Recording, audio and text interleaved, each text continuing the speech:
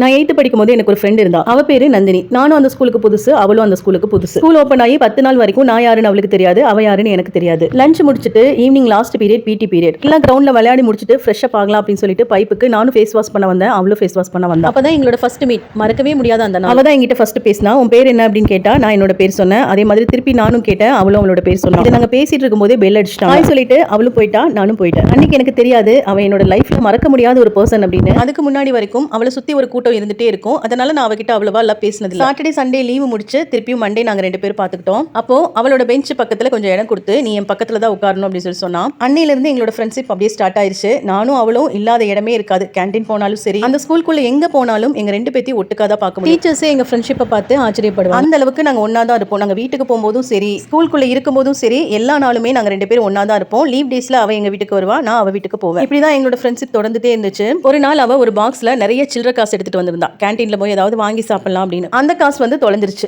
அதுக்கப்புறம் எல்லா பக்கம் தேடிக்கிட்டே இருந்தோம், கிடைக்கவே இல்லை. நானும் என் பேக்ல எல்லாம் பாக்குறேன், இல்லவே இல்லை அந்த காசு. என் பேக் பக்கத்துல நானும் அவ்வளவு ஒன்னாதான் உட்காந்துட்டு இருக்கோம். பக்கத்துல எல்லா பக்கமும் தேடி தேடி பாக்குறோம், அந்த காசு இல்லவே இல்லை. அந்த வயசுல அந்த காசு வந்து பெரிய ஒரு விஷயம் தானே. எனக்கு முன்னாடி பெஞ்ச்ல இருக்கிற ஒரு பொண்ணு மிஸ்கிட்ட போய் சொல்லிட்டா. அதுவுமே வந்து அந்த அன்னைக்கு லாஸ்ட் பீரியட், பெல் அடிச்சா வீட்டுக்கு போக வேண்டிய ஒரு டைம். காசை காணோம் அப்படின்னு சொல்லிட்டா. இந்த மேம்மே வார்ன் பண்ணிட்டு இருந்தாங்க, யார் எடுத்திருந்தாலும் கொடுத்துருங்க அப்படின்னு எல்லாம் சொல்லிட்டு இருந்தாங்க. கரெக்டா பெல் அடிச்சிருச்சு. இதுக்கப்புறம் என்ன நடந்திருக்கும் அப்படின்னு கெஸ் பண்ண முடிஞ்சா கமெண்ட்ல சொல்லுங்க. இது என்னோட ஸ்டோரி. இதோட கண்டினியூஷன் நாளைக்கு பார்க்கலாம்.